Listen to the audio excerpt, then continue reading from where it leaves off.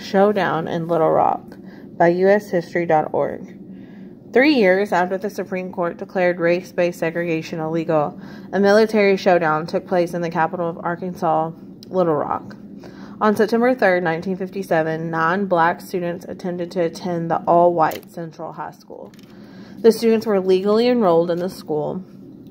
The National Association for the Advancement of Colored People, NAACP, had attempted to register students in previously all-white schools as early as 1955. The Little Rock School Board agreed to gradual integration within Superintendent Virgil Blossom submitted a plan in May of 1955 for black students to begin attending white schools in September of 1957.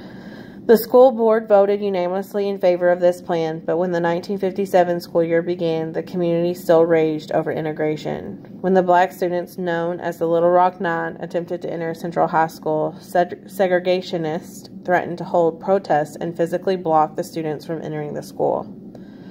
Under the pretext of maintaining order but in support of the segregationists, Arkansas Governor Orville Faubus mobilized the Arkansas National Guard to prevent the Little Rock Nine from entering the school.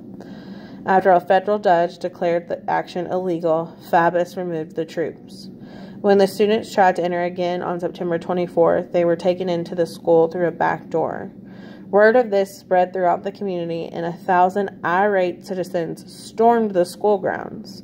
The police desperately tried to keep the angry crowd under control as concerned onlookers whisked the students to safety. The nation watched all of this on television. President Eisenhower was compelled to act.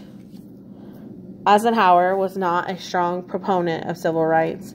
He feared that the Brown v. Board of Education Supreme Court decision could lead to an impasse between the federal government and the states.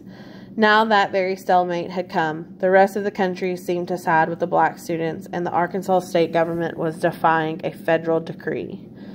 The situation harkened back to the dangerous federal-state conflicts of the 19th century that followed the end of the Civil War. On September 24th, the mayor of Little Rock asked President Eisenhower for help enforcing integration. Eisenhower ordered the troops of the 101st Airborne Division into Little Rock, marking the first time United States troops were dispatched to the South since Reconstruction. He federalized the Arkansas National Guard in order to remove the soldiers from Faubus's control. For the next few months, the African American students attended the school under an armed supervision. Even so, they faced physical and verbal abuse from their white peers. The Little Rock Nine were instructed, just as during the pro-segregation protests, not to respond or to react to these taunts. The following year, Little Rock Nine district officials, under the command of Faubus, closed the schools to prevent integration. But in 1959, the schools were open again. Both black and white children were in attendance. The tide was slowly turning in favor of those advocating civil rights for African Americans. An astonished America watched footage of brutish white Southerners mercilessly harassing African American children calmly walking into school, intent on getting an education. Television swayed public opinion toward integration. In 1957, Congress passed the Civil Rights Act, the first such measure since Reconstruction. The law created a permanent civil rights commission to assist black suffrage. The measure had little teeth and provided ineffective, but it paved the way for more powerful legislation in years to come.